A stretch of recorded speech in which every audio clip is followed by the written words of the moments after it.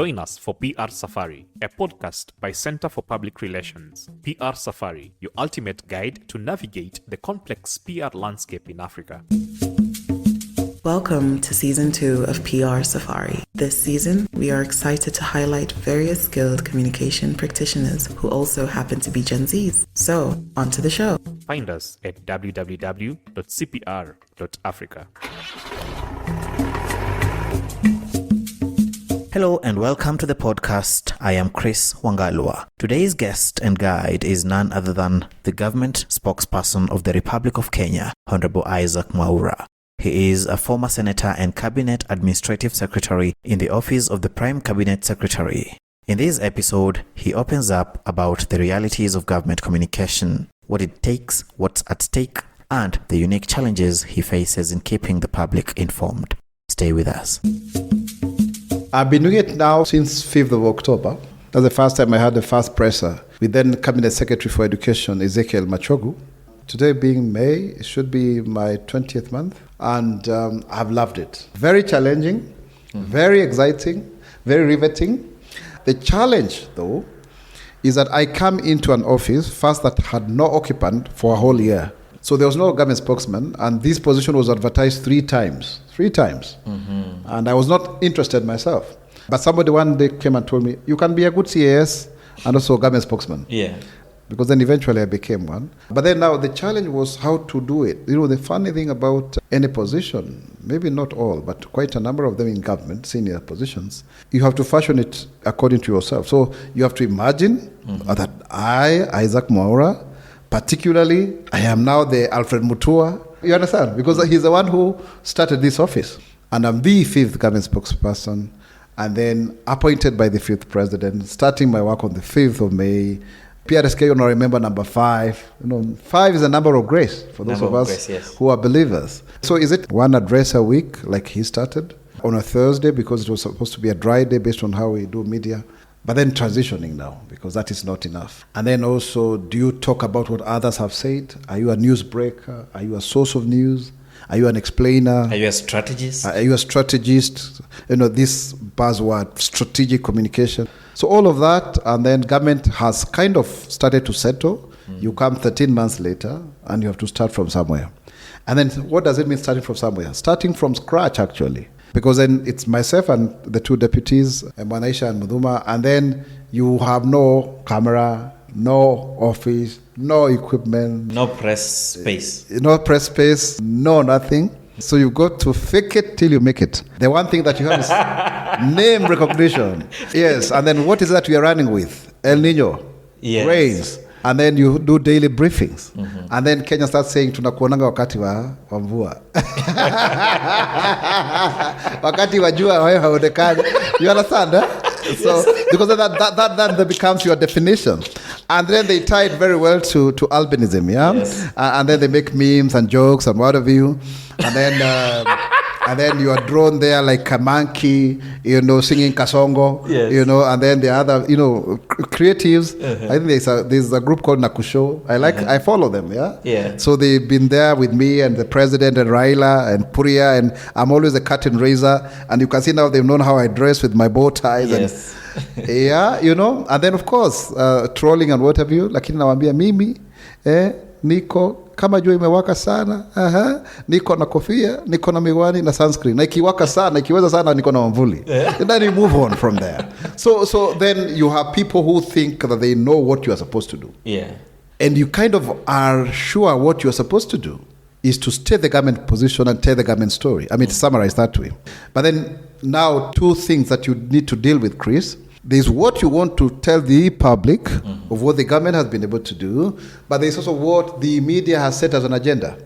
Now, the second one gets more airtime and coverage. This is the one you have to kind of, you know, plod it. So that counterbalancing, and then asking yourself, what is your role? Because now communication has been democratized. You have this situation where everybody has a Twitter or Facebook account. Yeah, citizen journalism. Yeah, citizen journalism. So therefore, you can't say that you'll wait for 9 p.m. news, okay? So then what is your role? Because if everybody speaks for themselves, can you really have one person speaking for government? And the answer is no. So then you redefine the role and find, number one, The things that we do on a daily basis, responses, will have to do with health, education, security, economy, and policy stroke politics. Then the sixth one is crisis communication, which can be anything. Yeah. So those are the 5+1 issues. And then what is your role, therefore? Is to amplify government communication, is to collate what everybody else is saying into one statement, rather than waiting to say it after collecting from them before. No, it's collating. It's collating. It's not collecting and speaking on their behalf. So that then you are looking at the wholesomeness of government. Yeah. So you amplify. And what do you do by amplifying? You state government position, you defend government position, you explain or clarify government position. And when you do so you say amplify, state, defend, clarify. So when you state, you are offending, the nemesis of government. And then when you defend government position, you're actually deterring, your opponent. And then when you clarify. First line of defense. Yes, and explain, then you're actually deflating them. So because that is it, it's information warfare, and then you have the dichotomy of legacy mainstream media and new media. And that's how I divided my office. In transitions, you have a Kodak moment where you're moving from the way in which government comms has been fashioned using the old model, and now you have the new model, right?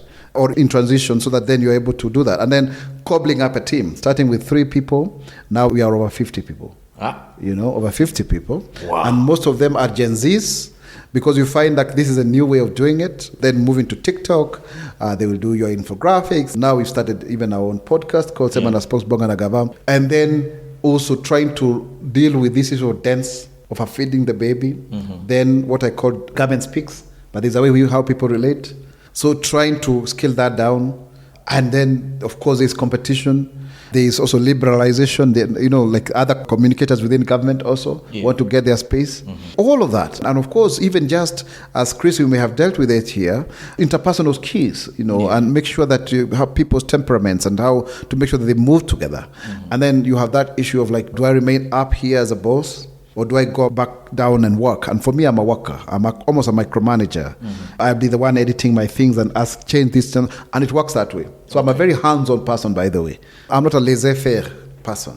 Where I come from, they say, wera no mwene. Yani kazi ni ya mtu mwenyewe. Because if you sometimes leave it, and especially when you are nurturing an organization, it takes your personal effort. So before I would actually leave the office at 3 a.m., and report at what time? You report at 8, 9, possibly. Okay. But those long hours, I mean, on average, I would even work for 17 hours a day. Okay. Until then, I started seeing now I can let go, things are forming and forming. Yes. You go through those motions, while others are already settled. But yes, I was very happy, because at some point the president said, some people were complaining there and saying, oh, okay, we got jobs, we need better jobs. Said, but Mwaura came the other day, within 7 months, he's been able to make himself visible.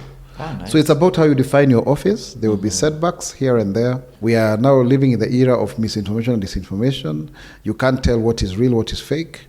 And then everything is kind of becoming content creation. Everything is moving online. There's an online version of the same. So I think, Chris, it's been a journey trying to also innovate products that help me to communicate better. Before I used to be a very good political commentator. I would shoot from the hip. Now you can't do that. Now I must be very well guarded. Restrain yourself. Very, very. In fact, when I am speaking now, I have to be very careful. I must be very sensitive to audiences, because then I don't speak for myself. Yes. So it's like you lose your voice to become the voice of government. But at the same time, Chris, on a personal note, and this is very important for me, the fact that I initially was an activist for those with disabilities, persons with albinism, and then now transitioning from being the voice of the voiceless to becoming the voice and face of government. I think that for me is a very serious communication coup. But then learning on the ropes and going and doing it in a very dynamic field, transitioning from politics, from personal branding, because when in politics you sell yourself, to now corporate communications. That's not very easy within an era where algorithms prefer individualized communication. And I think corporate communication has suffered in a way that way. So if you look at our weekly bulletin, we don't talk about Isaac Mwaura, for example. We talk about the Ministry or the office of the government spokesperson, because we want to have that corporatized. And even when you look at my daily briefing, I don't usually mention the ministers and the CSs, just to try to bring back the corporate nature. The Ministry of Agriculture has, the Ministry of Health has, but of course the face is the minister and the PS and what have you. So that then at least there's that kind of centrality, because interestingly then we are splitting hairs in this journey of communication. But I think there are a couple of thoughts that you and I shared when I was the chief guest for the MSc program at Aga Khan University. That day you said sometimes where communication has gotten, it has gotten so complex to the extent that many people do not even know what communication is. Yes. Because when you talk about communication, are you talking about big data? Is it about people's preferences on what they want to buy? Is it about online presence? Is it about what is said by whoever is saying it from where? It's very complex. And because of that reality, that now we are in the AI revolution, the fourth industrial revolution, then it becomes very interesting for government. How do you leverage on this space that you no longer control? Number one is presence. Number two is superior content and innovation. So there's room now for creativity. And what informs daily narrative is newsmaking and media monitoring. Newsmaking versus media monitoring. Because you've got to be on the deck. You can't stand not to know. But yet nobody can know everything. So the leveraging of technology, for example, for media monitoring. But at the same time also making very good educated guesses. And also trying to come up with things that then are attuned to trends, you see, which keep on shifting. Like right now, more people are on TikTok, you know. You can't ignore that. I think it will be a very key determinant in the next general elections, for example. The way you have described communication, it appears that you are in the content creation space. Yes. The challenge that many people have observed is an aspect of a clash. Sometimes things are said and they appear not to be the right things. What informs what is said and how it ends up being clarified? For example, let me give you, recently I had made a comment about the public sale. Because there was a bill that was in Parliament that sought to transfer the sale from one office to another. And because when it was passed, I kind of didn't follow. And then the Standard newspaper had reported that the sale had been moved. And because I had that background information, I spoke as to confirm the same. But when I clarified and I found that was not the case, then I stood in my first edition of the podcast to say that it was not the case. I think you saw it going viral. But I find it very interesting. I saw people like Citizen Digital saying, oh, Mwaura backtracks on. And I'm the one who shared that content. It was all over. Then there were people comparing the two and what have you. And it was a whole furore. Yes. But I'm wondering, that's what you're supposed to do? When you get to know that the position is not the way you did, stand up, say it, and people have a problem with the truth. Okay, that's interesting. Yeah, people have a real problem with the truth. And by the way, you expect that from me. If I find that there's something that I have not found that is true, especially for the public, I will say it. Why? Because in this era of fake news and misinformation, disinformation, you don't want to be the one also misinforming people. Yes. And I have realized people tend to make things look very rosy. And it could be the lie from the bottom up. You know? Yeah. So you're verifying your facts before, because then everyone wants to look good. This is what I'm picking. Part of the challenge that communication faces is the aspects of fake news and sensationalization of things and manipulation of information. So macadamia, for instance, or milk, where we're saying it has performed this way and it has performed this way. One of the diagnoses that we have is that the disadvantage from where the audience sits is, how do I prove that? When you get organic testimonials from people, and that is now actually the believability aspect, is when people tell their own story. And I think they're more believable than when we say it, but we have to say it. Yeah. So then you get the sense that then there's segmentation of communication. In this manner, there's what I will do by the podium there, the spokes briefings. There's what you do when you're on a radio or a TV show or a podcast, for example. There's how you speak on the ground. There's also how you speak in a political rally. There's also how people speak about what the government has done for them. Yes. I was pleasantly surprised when I was putting up my media center recently. And you have a very beautiful one, actually. Thank you very much. Courtesy of His Excellency President William Ruto. That media center, by the way, was first used by Shell and BP, because that house used to be Shell and BP house. And then it was used by the Right Honorable Raila Odinga. Then it was used by now President, then Deputy President. It was used by Rigathi Gachagua. And then I am the one using it. Again, number 5. So I keep telling you numbers are very interesting. Okay. So somebody came there called George Okwe. I think he was 28 if I'm not wrong. And then he says out of his own volition that Shah is working. In fact, he kept on saying register, register, register. Why? He was paying 300 bob. Then he got an accident as he was climbing walls. And he went to the hospital and his bill of 12,500 was paid. Then later on, his wife is pregnant. She goes to deliver at Mama Lucy Hospital and her bill is paid for 15,000. He only parted with 200 bob. Now, those are things that are believable. Even I'm just repeating because he said it without us asking him. That is now what makes people say, okay, this is working. When you go and ask people, for example, who are selling coffee, whether they've been paid that kind of money, they will tell you, yes, I got my money. So you see now even the mainstream media talking about the return of coffee millionaires. When you hear people saying that we made money, for example, out of selling that macadamia, or the Miraa farmers telling us that now the Alele, version is selling for 1,000. That's when you start then saying that it's that believability. What has happened though, and it's good to say this, I think political competitors branded our government in a negative way as to cause unbelievability. But that is not just this government. There is usually a trust deficit when it comes to many governments the world over. And so therefore, I would want to say that it is work in progress. No one can do it alone. I also tend to think it is a consequence of the media because it's an media intermediary. It's an interlocutor between what government is doing and also what people get to know. Because the media has the audience. They have a captive audience. Then you have the information. And also, there's an element of this information, how is it packaged?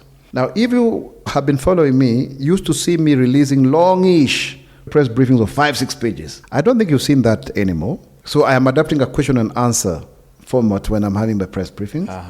And then I release a transcript. That used to happen even, I think if you look at the origins of press briefings, they were actually Q&A heavy. Yes, but at some point then we went into reading statements so that you're well curated and you stick to the script. And then they are longish and boring and all of that. But now we are going back to that because that is more easy. It's easier to pick if you have a question. The only challenge with that though is that you can then be media driven in terms of the agenda setting. And then that usually does not have to do with anything to do with what government has been able to achieve. Primarily because then it is about the question of a man biting a dog. So you have then to carefully weave, what the government has done based on the question. And that's an art that then you have to learn as you go by. The other thing also is to make sure that then you make it easy, like now having a way in which then you go away, especially as you go into citizen journalism, you then avail yourself into such platforms. Such spaces. And such spaces, yes. If you were to explain to us the behind the curtains of what it takes to say it and to amalgamate all this information, and do you look for the CS for Nani, tell me this, the head of comms of I don't know where, tell me this, how do you go this is how it works. First you have to set the agenda yourself and say, this week I'm going to focus on affordable housing. Okay? So then the 5 pillars of the better plan are priority anytime. So then you focus on that, and then you get briefs from the PSs, particularly the technical people. Okay. And then now you arrange a series of media engagements that then would help you churn out the content, if you can call it that way, or the information, starting with the pressers on Monday. Now we've shifted our pressers to Monday because then they help us to set the agenda. By the time you do it on Thursday, before maybe it used to be dry, by the time you do it on Thursday, everybody has saturated their content. Everybody is moving, churning out. Friday is a bit dry. We've seen so. Even when you do a GOK today, sometimes you do 4 points instead of 5. So Monday is very good. Like the other week, we did a very good press at around 9 a.m. The stories were carried for 3 days. So now that's what you want before people freshen up. By Tuesday evening, that's the peak. Now when we do the podcast. But then it's about also getting what the media is trying to set as an agenda and now getting questions from the minister, from the PS. Either they respond themselves, and then one of the things that then is very powerful about this office is that they may speak, but then when you speak, it's amplified. So then you collate and make it into one. At times there will be a little bit of controversy, but it has worked very well, really. Okay. You find some people who are more media-facing, public-facing, especially the people who have been in politics are very good at it. Then also, people do not have the luxury of engaging the media. They are in the works. They are the ones making things to happen. You are just coming to say what has happened collectively or specifically on what you're focusing on. Initially, the thinking was that they give you say. No. No. Because they also want to shine. They want to showcase their work. Yeah. So what we do, we even pick from the press releases they've done. But then because everyone will do their own, they are there, then you make it. You just come from releasing a circular from the head of public service that all press releases should be copied to my office. Nice. So that then I am now able to make sense of it. And then I'll quote verbatim. You've also done something called Gava quotes. I don't know if you've seen it. They're just flyers of what somebody has said. So that then we give them visibility as well. But then in terms of the collectivity, the only people who can speak in such a collective manner is His Excellency the President, the Deputy President, the Head of Public Service, and Prime CS, maybe Secretary of the Cabinet, although that's what we are doing to evaluate the Cabinet Office. But most of the time after the President and the Deputy President, it will be myself. Okay. Because the Prime CS is also Minister for Foreign Affairs. So he's a bit kind of, doing that a lot. And so people then expect, sometimes I stay without speaking, and then I hear people from social media, wapi spokesman? Kwa nini aongei? Unaona? Yes. Alafu, ukisema kitu, no, ungesema hivi. Yes. So you can see it's a very interesting situation. It is. I must confess it's a very challenging job, but I love it. Because then it also gives you the opportunity to have a very wide scope of what is happening. Because I am privileged to sit in the cabinet committees, I sit with the PSs, I sit in the meeting chaired by the Prime CS. I go to so many meetings, then I'm able to understand a lot of what is happening. That's why then I can have facts on my fingertips. I have a very interesting discovery. Yes. That today, communication people are going through corporate misinformation, disinformation. Yeah. For instance, you are collecting all these information from various departments and ministries. Yes. And you say it as they said it.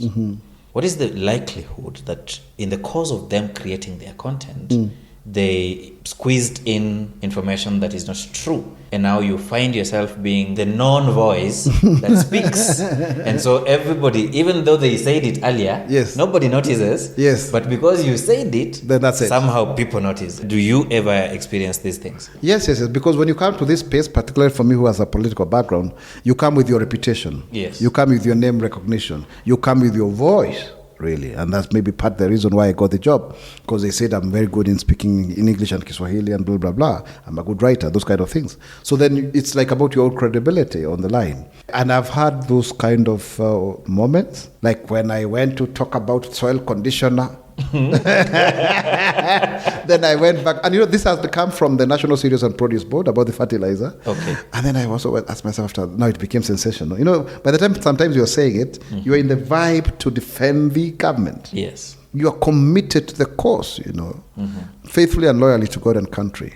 And then you ask yourself, okay, wait a minute, soil conditioner? Okay, what is that? So conditions are for fertilizer-related improvements. So what's the difference between fertilizer and soil conditioner? And so and then you're like, okay, but it came from below. Yeah. That's why I say lies from below. People wanting to look good as they're doing their job, and then because of all of that. And then you make people look bad. Because we believe you are the officer.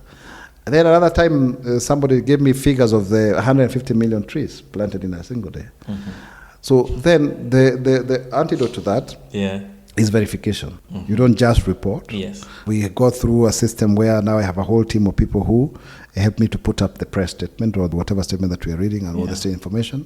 And that helps to distill. Before we release the GOK today, that single flyer, you can imagine the kind of work that goes to make sure, remove the typos, get it right, whatever, drop these. Just similar to like publishing a newspaper, because you even drop stories. And then you improve as you go by. You have to be very meticulous. Sometimes you can do a very good job, then a single typo. But again, I think owning up and saying human is to error, because you'll do that many a times. True. The corporate misinformation, disinformation is for real, because sometimes even the sources may be from the internet, and they are being unverified. Maybe some lazy officer who just decided to get and do information whatever you. Sometimes also I'm seeing, I tell people, write articles, and then you find, kitu ni AI bwana. This is not your own thinking. Hallucinations. You get somebody, giving you some article there, and you say, this is that's where your level of thinking. Haijafika hapa. Kizungu sio yako. Because it's the way you talk, Yes. Last time when there was finance bill, we saw you tried the best you could. I don't know how now you've learned whatever it is there was to learn, and how now you intend to go about it. Yes, we actually over-prepared this year. In fact, people don't even know that there's a finance bill. Yeah, because we learned our lessons last year. Last year it was very terrible. Most of the things that we may have seen online for government, I was the one behind it. Those hashtags, engage the president, stop sabotaging Ruto, Gen Z millionaires, I was the one behind it. Okay. Those posters, those organic content that you could see people saying tumechoka na maandamano, because I had to do something. Lies versus facts. I was one behind them because I had to step up with very limited resources, but we are happy we were able to make a difference. I had to make addresses. Sometimes I stayed in this X space for about 5 hours crazy in Nairobi. By the time I was done with it, or rather when I left, I could tell this was not about the finance bill, it was about a coup. I informed the higher authorities, let me not mention.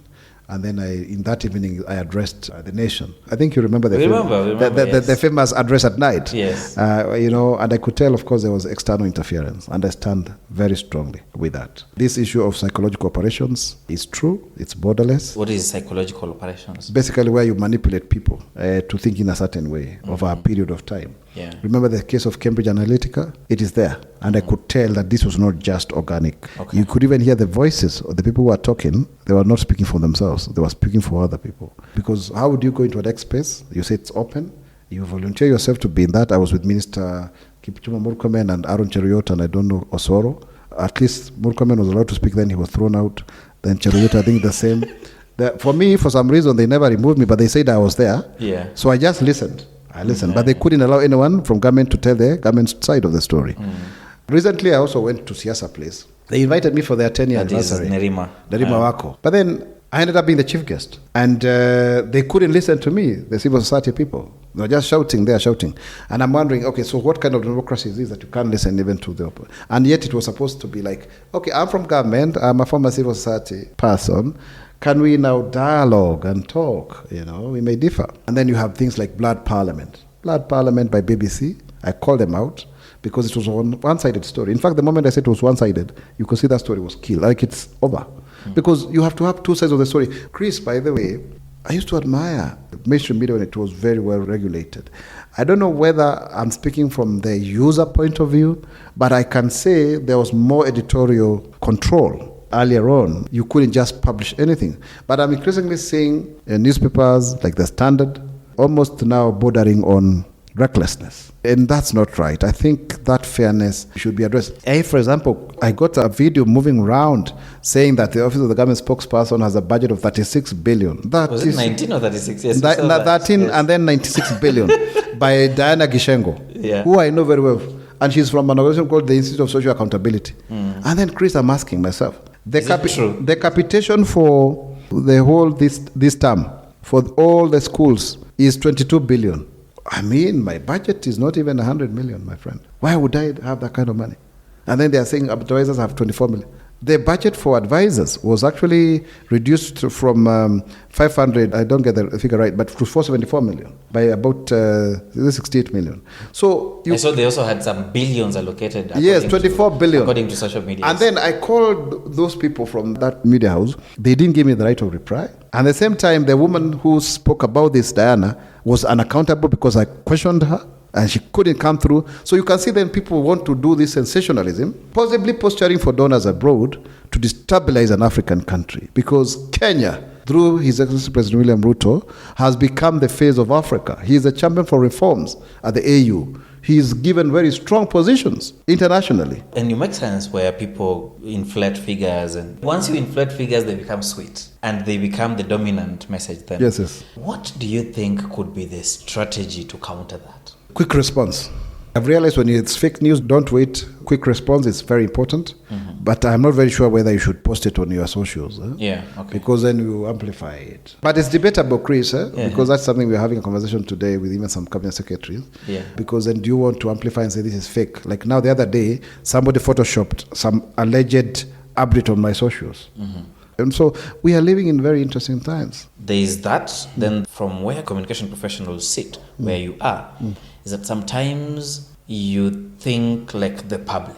So that then whatever they're saying is what you advise the government. I think if government joins the citizens, then it's no longer government. Okay. Let's first agree. Because we have privileged information on how government is run and the challenges they are in. I can't speak the way I was speaking when I was kind of in the opposition. You see, the last regime was very interesting. I was a Jubilee senator, although I was thrown out. So the opposition became government became opposition. Monopoly of, I usually say the monopoly of opposition became government. And, so there was a vision of the monopoly of government and the monopoly of opposition. What is most important, though, is to listen. Because you always get something that you are not understanding. Yeah. And that is very, very important, because that's what happened last year when the president had to dissolve the cabinet and even collapse certain institutions, defund some of them. All of those measures that he did, something had to give. But at the same time, I was invited at the International Day of Democracy by Mzalendo Trust. And the people of Power 254 were there, and they were telling us how they were making flyers of Occupy Parliament. And then we were there like, we were the ones who were countering you. It was quite it was quite a surreal moment, yeah? Yes. Like, okay, the two were meeting. And again, I was the chief guest. Yes. So, at some point, I think it's just two sides of the same coin. Then number two, you also want to hear beneficiaries, for example, of government programs now being these young people and saying, yes, we've benefited. But you also want to hear the voices of the young people demanding. Just last night, I was addressing students from across various universities in Kenya, in East Africa, about the same. And they were asking, okay, we ask, but does the government listen? Yes, we are listening. And that is why, for example, I can't wait for a whole week to come and brief the nation. It has to be daily. I have to respond daily because news is 24 hours, you see. But then it also means that it's a power relation issue. So as people demand, they also get into spaces, they also provide alternative voice and therefore leadership, and therefore people make a choice whether they continue with what we have or what. And that's a power struggle. That's a whole dynamic altogether because the person is political. But I believe that we are adapting. I think you've seen our president on TikTok doing things that heretofore you not have seen him do. This whole issue of lifestyle that we kind of did on TikTok backfired. That's when people were talking about opulence. So at some point it looks very good, then people start saying, wait a minute, I am jobless. Why are you showing us cash? 18th of July last year, I had to stand on a podium and apologize on behalf of all civil servants. The genius of government communication lies in creative repetition. What does that mean? You have to repeat creatively. So even if something has been said by a minister, I have to repeat it creatively. Okay. Because some people may not have heard about it. Democratization of the cyberspace has made government communication to be akin to watering the ocean with a kitchen garden pipe. There is little if any leverage. What does that mean? You are informing the source. The challenge of latter-day public communication is how to overcome the nemesis of misinformation, disinformation, algorithmic fragmentation in the name of freedom, and the colonization of the borderless. A journalist will have a frame in which he wants his picture of you to fit in. It is your business to choose which picture you want to fit in your audience. Never lose sight of your target message. What does that mean? He wants you to fit into his or her frame. There's a frame. Yes. Okay? But then it is you to choose a picture. He's already defined you. Yes. Like you told me, let's talk about government communications. But it's up to me to make sure whatever I say about government communication, it's up to me. Yes. And I will be speaking to you, but also to the gallery. And I have the advantage of editing. Yeah. But either way, even if you have to edit, you'll have framed it. That's the editing. Yes. But at least the substance therein, I have control of it. Great. Because you can only edit what I've said. You see? Our government succeeds or fails as a whole, and not in part. Thus, the governing bodies within it must have a collective sense of purpose, pulling together towards a common goal. What does that mean? Governments don't succeed in part because you have voted in or out. So all of us in government must work together towards a common goal. Thank you so much, Spokes, and we are grateful for your time. Thank you.